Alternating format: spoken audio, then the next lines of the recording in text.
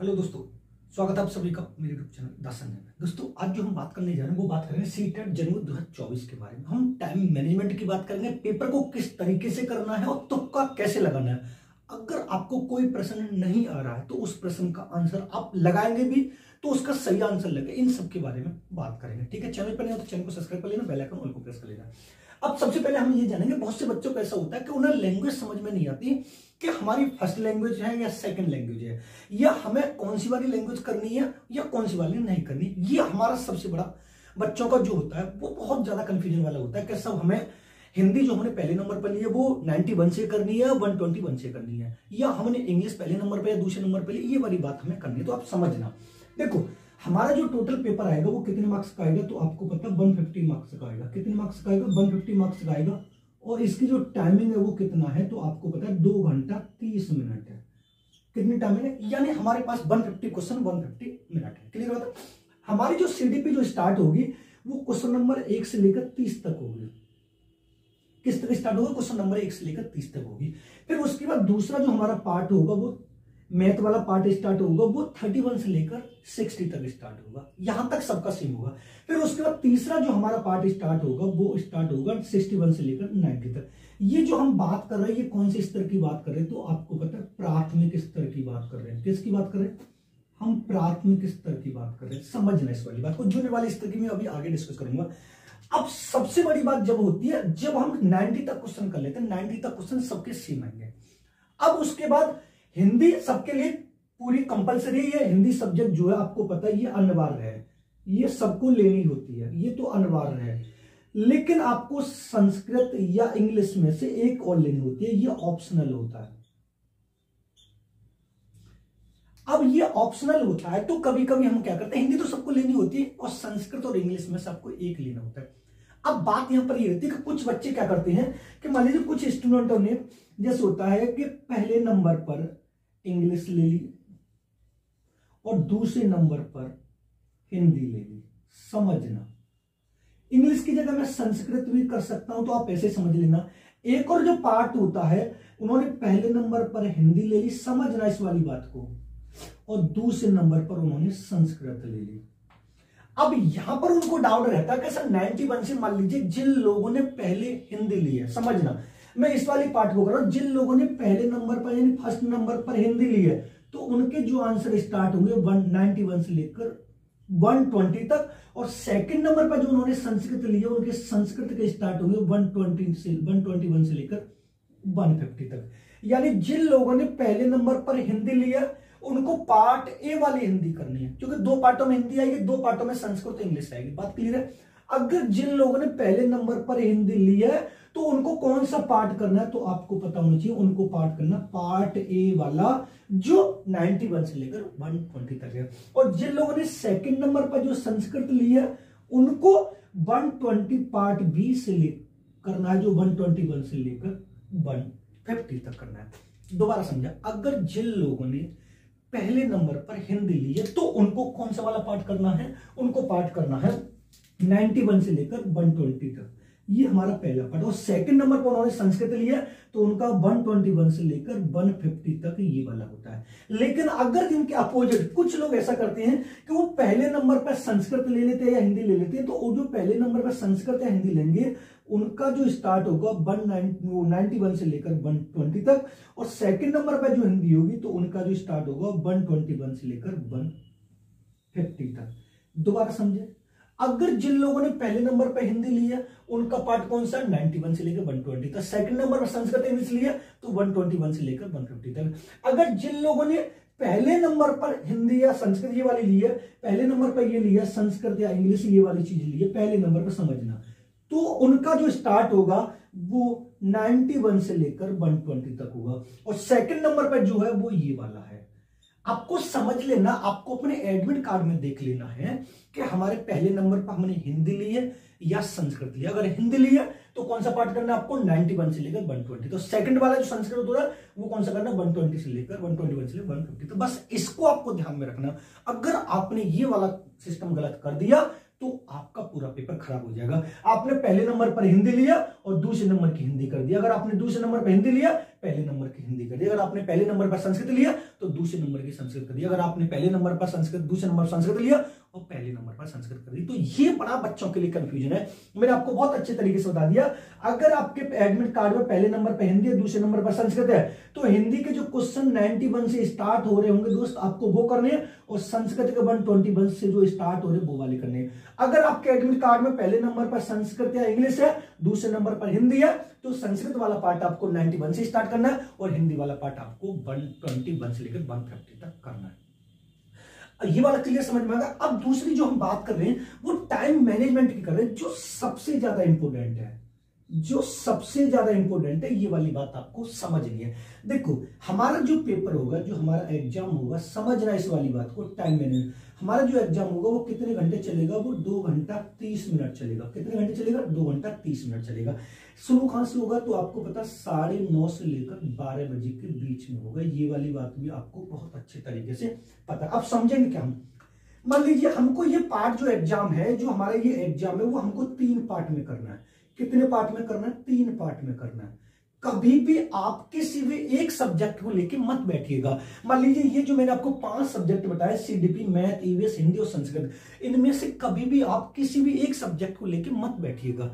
अगर आप किसी एक सब्जेक्ट को लेके बैठेंगे, तो मान लीजिए आपको मैथ आता तो मैथ को लेके बैठेंगे, या सीडीपी आती है तो सीडीपी को लेके बैठेगा, ईवीएस आती है तो ईवीएस को, जब तक इसके 30 क्वेश्चन आप नहीं कर दोगे तब तक आप आगे नहीं बढ़ोगे। ऐसा बिल्कुल मत करिएगा, बिल्कुल कतई मत करिएगा, नहीं तो आपका सीटेट पहली बार में क्रैक नहीं होगा। हमें करना क्या है, पेपर को हमेशा 3 भागों में करना है हमें। अब मान लीजिए 9:30 बजे से हमारा पेपर स्टार्ट होता है, समझना 9:30 बजे से लेकर 12 बजे के बीच में हमारा पेपर, समझना। तो पहले पार्ट में हमें क्या करना है कि 9:30 से लेकर 10:10 पर, यानी कितने मिनट, हमें 40 मिनट मिलेंगे। पहले पार्ट में हमें 40 मिनट मिलेंगे। 9:30 बजे हमारा पेपर स्टार्ट होगा, 9:30 बजे से लेकर और 10:10 तक, यानी 40 मिनट में आपको ये क्या करना है, आपको 1 से लेकर 150 तक जो जो क्वेश्चन आ रहे हैं, यानी अगर आप पूरे 40 मिनट में उस पेपर को पढ़ लेते हैं, उस पेपर को पढ़ने के बाद 150 क्वेश्चन में से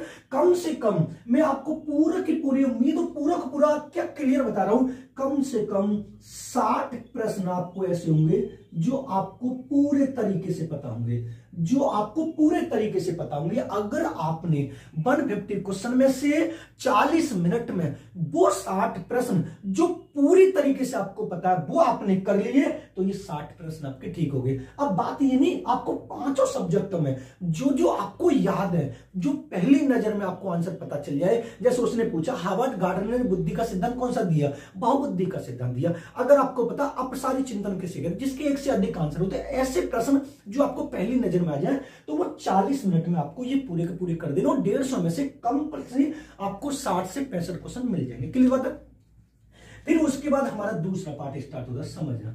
जब दूसरा पार्ट हमारा स्टार्ट होगा तो वो हमारा स्टार्ट होगा 10:10 से लेकर 11:10 तक। ये जो हमारा पूरा 1 घंटा चलेगा, कितना घंटा चलेगा, 1 घंटा चलेगा। अब इस 1 घंटे में हमारे पास कितने क्वेश्चन बचे, 60 हो गए, तो हमारे पास बचे हैं 90 क्वेश्चन। इस 90 क्वेश्चन में से आप कितना भी कुछ भी कर लो, कितना भी कर लो, आपको थोड़ा सा रुक रुक के चलना है, तो फिर भी आप 30 प्रश्न आराम से सही कर दोगे। कितना सही कर दोगे, 30 प्रश्न आप सही कर देंगे, क्लियर कर देंगे। यानी हमें 11:10 पे 60 क्वेश्चन हमारे लिए बिल्कुल सही हो गए। उसके बाद 90 में से कितना भी कर लो, फिर भी हमारे 30 क्वेश्चन ठीक हो गए। तो ये समझ लीजिए हमारे 11:10 पे या 11 बजे तक हमारे कितने प्रश्न सही हो गए। यहीं पर आपको OMR शीट फिल कर देनी है, यहीं पर आपको OMR शीट फिल कर देनी है। आप इस वाली बात में मत रहिएगा कि मैं OMR शीट पूरा पेपर करने के बाद फिल करूंगा, नहीं। OMR शीट आपको 2 से 3 बार में फिल करनी है। चाहो तो आप पहले स्टेप में भी 5 मिनट फिल कर सकते हो, और चाहो तो आप दूसरे स्टेप में। यानी अगर आप यहां पर 11:10 पर 150 क्वेश्चन में से 90 क्वेश्चन करके बिल्कुल क्लियर अच्छे, जो आपको बिल्कुल पता है, तो आप आराम से उसको फिल कर दोगे तो आपका पेपर पहली बार में क्रैक हो जाएगा। लेकिन हम क्या करते हैं, हम पहले पूरे पेपर को पढ़ते हैं, पूरे क्वेश्चन आंसर को लगाते हैं, फिर ओएमआर शीट फिल करते हैं। ऐसा नहीं हो।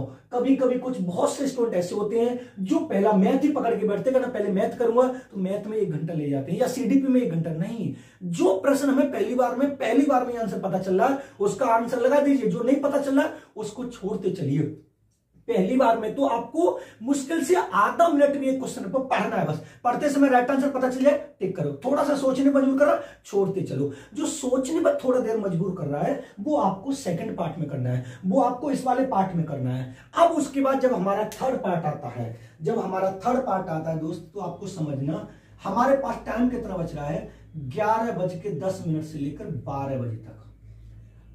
कितनी मिनट बचनी है हमारे पास, 50 मिनट बचनी। और क्वेश्चन कितने बचने हमारे पास, 60 प्रश्न बचने। 60 प्रश्न बचे। अब थर्ड वाली ओएमआर शीट हम क्या करेंगे, बिल्कुल। और यहां ये थर्ड स्टेप जो आपका है ना, आपको करना क्या है, थर्ड स्टेप में आपको मैथ के न्यूमेरिकल और संस्कृत के क्वेश्चन आंसर को छोड़ना है। मैं आपको फिर भी बता रहा हूं, अगर थर्ड जो 60 क्वेश्चन है इसमें से आप मैथ के न्यूमेरिकल और संस्कृत के जो क्वेश्चन आंसर है, जो प्रश्नोत्तर है, आप इन दोनों को करिएगा लास्ट वाले पार्ट में। लेकिन लास्ट वाले पार्ट में करना क्या है, क्वेश्चन करिए तुरंत ओएमआर शीट फिल करिए, क्वेश्चन करिए तुरंत ओएमआर शीट फिल करिए। ये वाली बात आपको ध्यान रखना है। ये इन 3 स्टेपों में अगर आपने इस वाले सीटेट वाले पेपर को फॉलो करके कर लिया, मैं अपनी गारंटी के साथ आपसे कह रहा हूं कि आपका पहली बार में टाइम मैनेजमेंट भी रहेगा और पेपर भी हो जाएगा। हमारा टाइम मैनेजमेंट क्यों नहीं होता, क्योंकि हम किसी एक सब्जेक्ट को लेकर बैठ जाते हैं। उस एक सब्जेक्ट को लेकर बैठने के बाद हमारा टाइम एक ही सब्जेक्ट में चला जाता है, फिर हम तुक्का लगाते हैं या फिर ए बी भरते हैं। तो ऐसा नहीं करना है, बिल्कुल भी नहीं करना है। मैंने टाइम मैनेजमेंट को बहुत अच्छे तरीके से आपको समझा दिया, कैसे पेपर को कुछ वो करना है वो। अब उसके बाद एक क्वेश्चन आता है आपका, सर तुक्का कैसे लगाएं। ये वाला जो आपका है कि तुक्का कैसे लगाएं, देखो तुक्का कैसे लगाएं, मैं आपको ये वाली बात बता रहा हूं कैसे लगाएं। अब तुक्का लगाने के लिए भी आपके अंदर एक अकल का होना बहुत जरूरी है, आपको थोड़ा बहुत कॉन्सेप्ट होना जरूरी है कि आपको लगाना क्या है। देखो मैं आपको पहले ही बता दे रहा हूं, तुक्का तब लगाया जाता है जब आपको उस सब्जेक्ट की 2 चीज पता होनी चाहिए। 2 चीज पता होनी चाहिए कि उसके नेगेटिव वर्ड क्या है हमारे, और उसके पॉजिटिव वर्ड क्या है। अगर ये दोनों आपको पता है, तुक्का लगा रहे हो और आपको ये पता है कि नेगेटिव क्या है पॉजिटिव क्या, तब जाकर आप तुक्का लगा सकते हैं। जब आपको ये नहीं पता कि नेगेटिव क्या है पॉजिटिव क्या है, तो आप तुक्का नहीं लगा सकते। तो थोड़ा मैं आपको नेगेटिव वर्ड की बात कर लेता हूं, समझना। मान लीजिए एक शब्द आता केवल, एक शब्द आता ही, एक शब्द आता मात्र, एक शब्द आता कुछ, एक शब्द आता प्रतिस्पर्धा, एक शब्द आता तुलना करना, एक शब्द आता वर्गीकरण करना, एक शब्द आता है यांत्रिक, एक शब्द आता दोहराना, एक शब्द आता रटना, एक आता शिक्षक केंद्रित,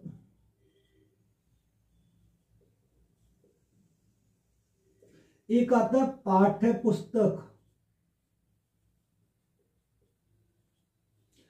ये सारे के सारे कैसे वर्ड हैं तो आपको पता है, ये सारे के सारे हमारे नेगेटिव वर्ड हैं।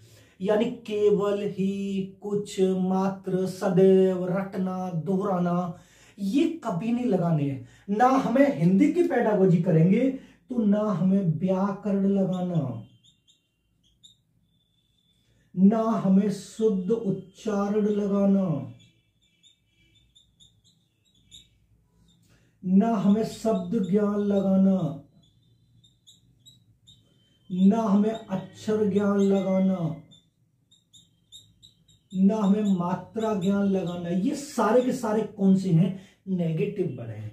तुक्का लगाने के लिए दोस्त आपको पहले ये पता होना चाहिए कि हमें नेगेटिव वर्ड कौन सा है, पॉजिटिव बढ़ कर रहा है। अगर आपने इन 3 स्टेप को फॉलो कर लिया, अगर आपने पहले स्टेप में आपको यह पता हो कि पार्ट ए में क्या करना है, पार्ट बी में क्या करना है, दूसरा स्टेप आपको यह पता होना चाहिए कि पेपर को 3 बार में क्रैक करना है, और तीसरा स्टेप यह होना चाहिए कि तुक्का लगाते समय आपको यह पता हो कि कौन सा नेगेटिव बढ़ा। और एक शब्द और बहुत आता है, मैं आपको नेगेटिव में बता दे रहा हूं, जो सबसे ज्यादा पूछा जाता है, मानक शब्द। मानक शब्द आपको बिल्कुल भी नहीं लगाना है। ये शब्द आपको मोस्टली आपको सीटेट में मिलेगा ही मिलेगा, लेकिन ये वाला शब्द आपको दोस्त नहीं लगाना है, क्योंकि ये जो 3 ट्रिक हैं आपके सीटेट को पहली बार में अगर 100+ ना करे तो आप मुझसे आके मिल लेना। चैनल पे हो तो नए को हो तो सब्सक्राइब कर लेना, कमेंट कर देना बाद में आके सर हमने आपका स्टेप फॉलो किया था लेकिन हमारा सीटेट नहीं हो पाया, कैसे किया उसकी गारंटी मैं लेता हूं। अगर आपने पहली बार में इन 3 स्टेप को फॉलो कर लिया, पहली बार में 100+ की गारंटी मैं आपसे लेता हूं कि आप 100+ आराम से आएंगे। लेकिन फॉलो करो, ईमानदारी से करना, बिल्कुल टाइम मैनेजमेंट होगा। पेपर का एक भी आपको हिंदी का वो वाला कहते हैं ना कि पार्ट एक सर हिंदी वाला संस्कृत में हो गया, संस्कृत वाला हिंदी में होगा, और तुक्का भी लगाया जाए तो कैसे लगाया जाए। अब तुक्का लगाने में भी एक और चीज होती है, समझना। मान लीजिए आपको कोई भी प्रश्न है, कोई भी क्वेश्चन आपको समझ में नहीं आ रहा, समझ नहीं आ रहा, तो उसके जो 4 ऑप्शन है, उसके जो 4 ऑप्शन है उसमें जो सबसे बड़ा ऑप्शन है, जो सबसे बड़ा ऑप्शन है आप उसको ही लगाना। 99% वो आपका ठीक होगा। मान लीजिए कोई प्रश्न दे रखा है और वो प्रश्न आपको समझ में नहीं आ रहा कि प्रश्न में क्या कह रहा है, उसके ऑप्शन भी समझ में नहीं आ रहे, तो उस प्रश्न के जो 4 ऑप्शन है, उन 4 ऑप्शन में से जो ऑप्शन सबसे बड़ा होगा आप उस वाले ऑप्शन पर लगा देना, राइट आंसर 99% तक मिलेगा। उसके साथ ही नेगेटिव वर्ड को देखते चलना, फिर तुक्का लगाना। तुक्का भी लगा तो पहले नेगेटिव वर्ड के 4 ऑप्शन को हटा लेना। मान लीजिए 2 ऑप्शनों में नेगेटिव वर्ड रखे, अब 2 में से लगाना है, तो 2 में तुक्का अच्छे से लगता है। पहले नेगेटिव तुक्का भी लगाते हैं तो पहले नेगेटिव पॉजिटिव वर्ड को देख लेना। हमें कभी बालकों को बांटना नहीं है, कभी एक दूसरे की तुलना नहीं करनी, कभी वर्गीकरण नहीं करना, कभी एक दूसरे में प्रतियोगिता नहीं करानी, कभी व्याकरण का ज्ञान नहीं कराना, कभी भी पाठ्य पुस्तक नहीं पढ़ानी, कभी भी शुद्ध उच्चार बबल नहीं देना। हमें प्राथमिक स्तर पर एक बालक को ज्यादा से ज्यादा सीखने के अवसर देने हैं, ये हमारा सीटेट कहता है, और यही आपको समझ में आना चाहिए। क्लियर बात है? ये था दोस्तों प्राइमरी लेवल का जब हम सीटेट करते हैं। मिलते हैं नेक्स्ट वीडियो में। अगर चैनल पर नए हो तो चैनल को सब्सक्राइब कर लेना, बेल आइकन ऑल को प्रेस कर लेना, जिससे आने वाली वीडियो का नोटिफिकेशन आपको मिलता है। मिलते हैं नेक्स्ट वीडियो। धन्यवाद। स्क्रीनशॉट लेना चाहे तो आप इसका स्क्रीनशॉट ले सकते हैं, आपको समझ में भी आ जाएगा।